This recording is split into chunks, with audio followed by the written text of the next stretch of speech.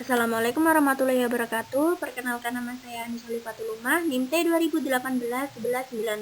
Di sini saya dari Fakultas Tarbiyah dan Ilmu Keguruan, Prodi Pendidikan Agama Islam IAIN Jember.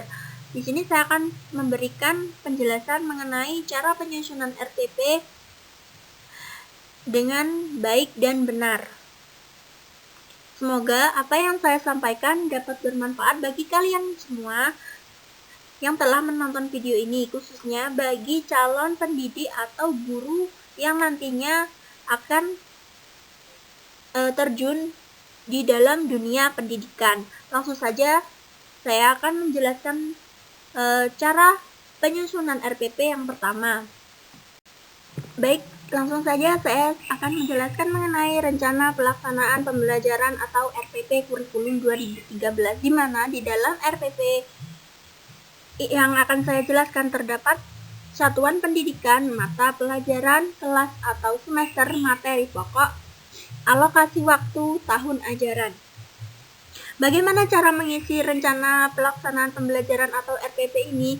Yang pertama yaitu dengan cara melihat silabus, di mana pada silabus tertera satuan pendidikan. Di sini saya mengambil dari SMA Baitul Arqam Balung. Kemudian mata pelajaran pendidikan agama Islam dan budi pekerti, karena di sini saya dari Prodi Pendidikan Agama Islam, maka saya mengambil mata pelajaran pendidikan agama Islam dan budi pekerti. Selanjutnya kelas atau semester. Di sini kelas atau semester kita mengambil dari silabus. Yang saya kerjakan yaitu kelas 12 semester genap. Materi pokok yang saya dalami yaitu faktor-faktor kemunduran umat Islam di dunia. Alokasi waktu di sini kita mengambil dari program tahunan atau program semester yang sudah kita buat sebelumnya. Kemudian tahun ajaran di sini yaitu 2020 sampai dengan 2021. Selanjutnya yaitu kompetensi inti, di mana kompetensi inti yang pertama berisi mengenai menghayati dan mengamalkan ajaran agama yang dianutnya. Kemudian KI 2 menunjukkan perilaku jujur, disiplin, bertanggung jawab, peduli atau gotong royong, kerjasama, toleran, damai, santun, responsif, dan proaktif sebagai bagian dari solusi atas berbagai permasalahan dalam berinteraksi secara efektif dengan lingkungan sosial dan alam semesta, menempatkan diri berbagai cerminan bangsa dalam pergaulan dunia.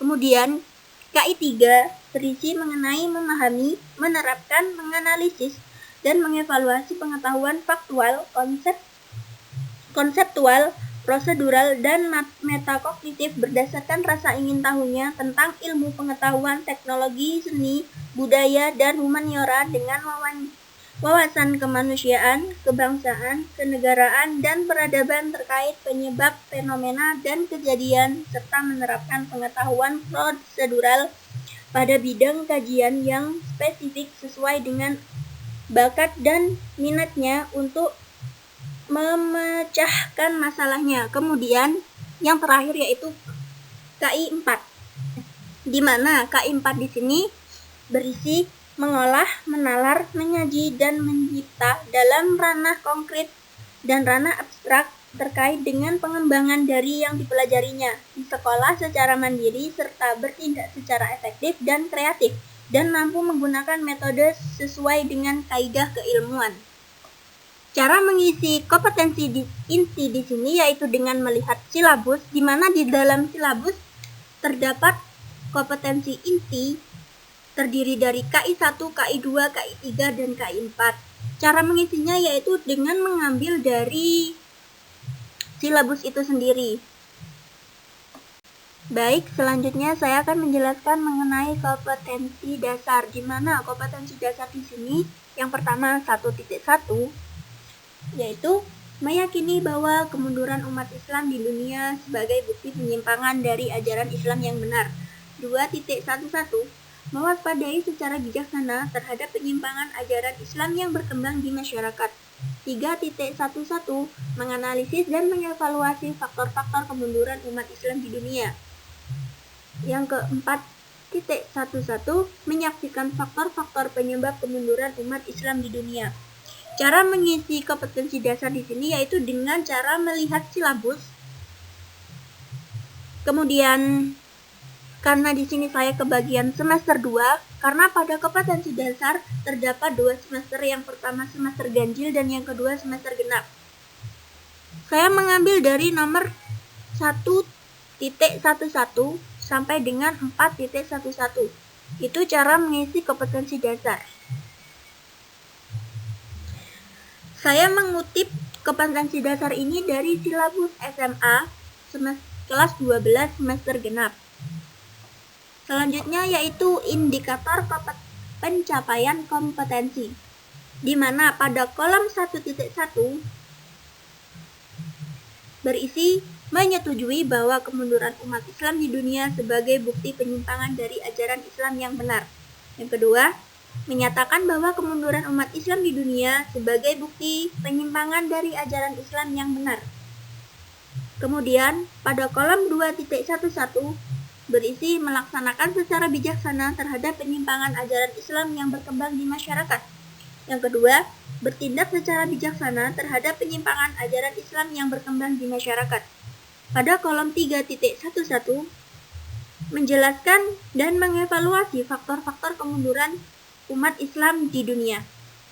Yang kedua, mengidentifikasi dan mengevaluasi faktor-faktor kemunduran umat Islam di dunia.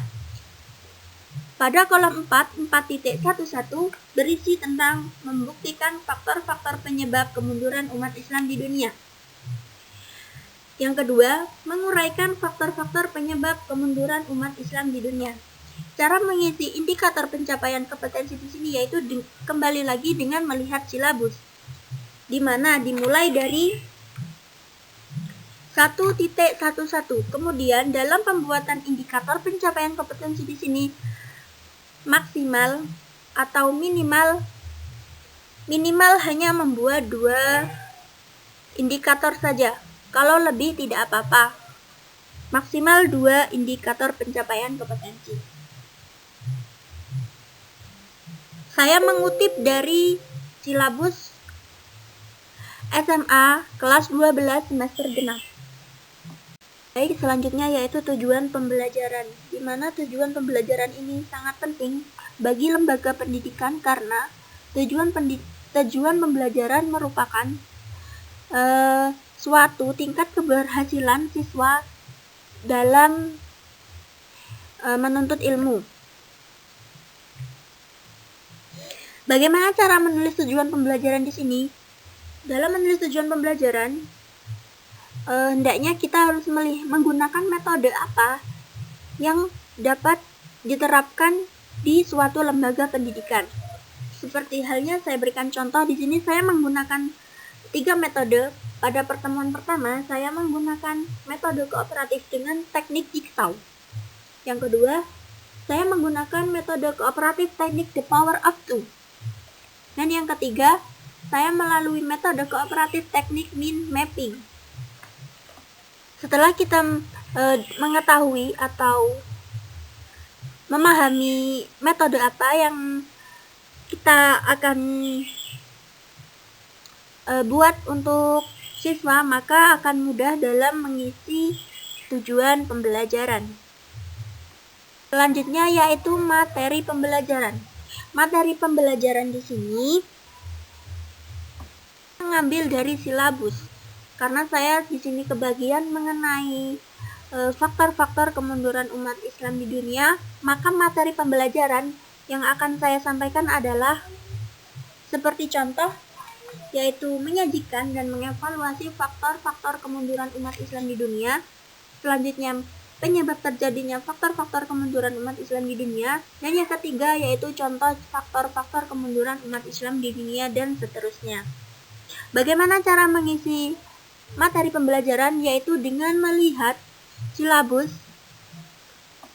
Kemudian kita menentukan materi apa yang cocok bagi siswa dengan mudah dalam menerapkannya dalam kehidupan sehari-hari. Selanjutnya yaitu metode pembelajaran, Di sini saya menggunakan metode pendekatan saintik, yaitu merupakan pendekatan pembelajaran sebagai titik tolak atau sudut pandang kita terhadap proses pembelajaran yang merujuk pada pandangan tentang terjadinya suatu proses yang sifatnya masih sangat umum, di dalamnya mewadahi, menginspirasi, menguatkan, dan melatari metode pembelajaran dengan cakupan teoritis tertentu. Yang kedua, saya menggunakan metode kooperatif, di mana metode kooperatif pembelajaran dapat diartikan sebagai cara yang digunakan untuk mengimplementasikan rencana yang sudah disusun dalam bentuk kegiatan nyata dan praktis untuk mencapai tujuan pembelajaran. Kenapa saya memilih metode dua ini? Karena yang pertama, metode saintik ini akan memudahkan bagi siswa dalam menerima suatu pembelajaran, karena di sini guru dapat memberikan penguatan, menginspirasi, kemudian mewadahi cakupan teoritis mengenai pembelajaran yang disampaikan di dalam kelas. Kemudian, kenapa saya memilih metode kooperatif? Karena metode kooperatif di sini sangat memudahkan siswa dalam mengimplementasikan suatu pembelajaran agar tercapainya tujuan pembelajaran. Selanjutnya yaitu media pembelajaran. Media pembelajaran di sini meliputi yang pertama yaitu menggunakan tayangan slide tentang contoh faktor-faktor penyebab kemunduran umat Islam di dunia. Yang kedua, film pendek tentang perilaku atau penyebab kemunduran umat Islam di dunia. Dan yang ketiga, media cetak tentang berita penyebab faktor-faktor terjadinya kemunduran umat Islam di dunia. Dan yang terakhir yaitu hasil peninggalan yang tersisa sebagai bukti faktor-faktor terjadinya kemunduran umat Islam di dunia. Maka mengapa saya mengambil media pembelajaran di sini? Karena setiap siswa memiliki cara gaya belajar yang berbeda.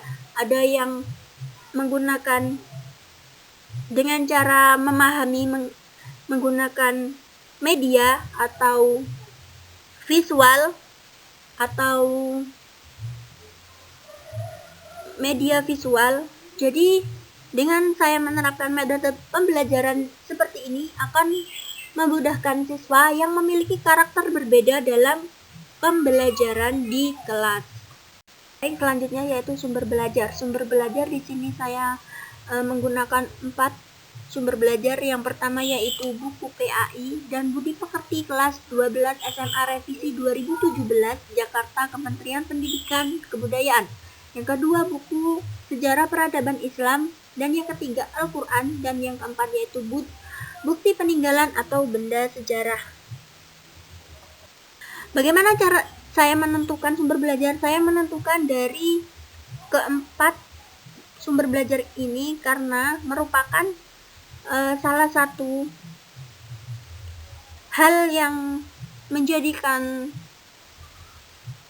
pertama sebagai patokan, karena di dalam 4 sumber belajar di sini sangat menyangkut pautkan mengenai faktor-faktor kemunduran umat Islam di dunia, yaitu langkah-langkah kegiatan pembelajaran, di mana di sini saya menggunakan pertemuan tatap muka. Pertemuan pertama berisi pendahuluan. Pendahuluan di sini yaitu memberi salam, mengondisikan kelas atau kebersihan dan keterampilan, mengajak dan memimpin berdoa, menyiapkan kondisi siswa dan mempresensi, kemudian memberi motivasi pada siswa, dan yang terakhir menyampaikan kompetensi dasar, tujuan pembelajaran, metode, dan penilaian.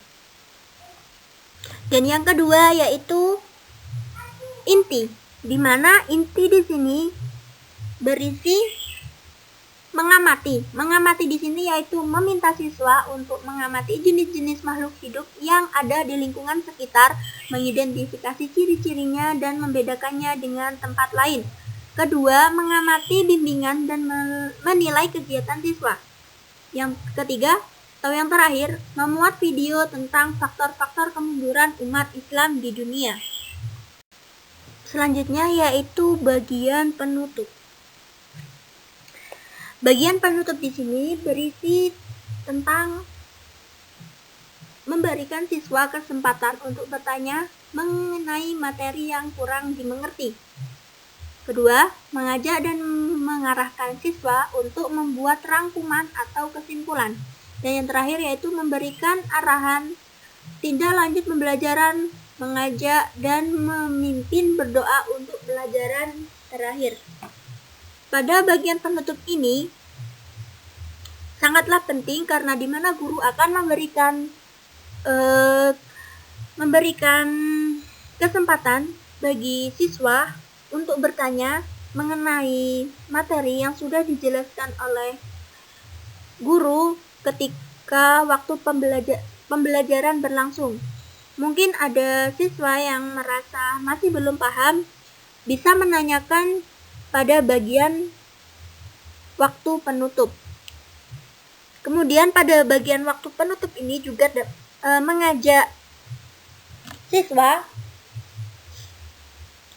dalam membuat rangkuman. Rangkuman di sini mengenai materi yang sudah dijelaskan tadi. Dengan adanya rangkuman, guru dapat melihat mana siswa yang benar-benar aktif dalam kegiatan pembelajaran berlangsung.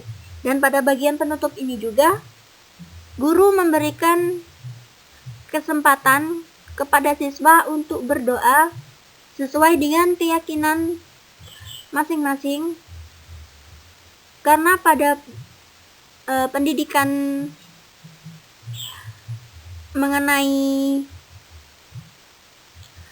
keagamaan ini sangat penting sebagai hasil dari apa yang sudah dipelajari ketika di suatu lembaga pendidikan dapat bermanfaat bagi dirinya sendiri maupun kepada orang lain.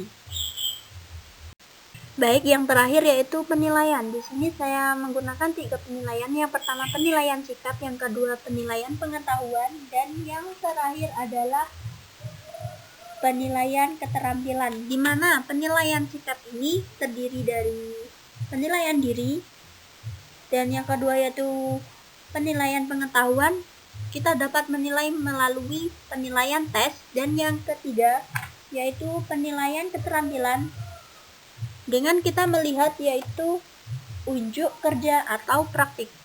Mengapa saya memilih 3 penilaian di sini? Karena pada penilaian ketiganya ini sangat memudahkan khususnya bagi guru dalam memberikan penilaian kepada siswa.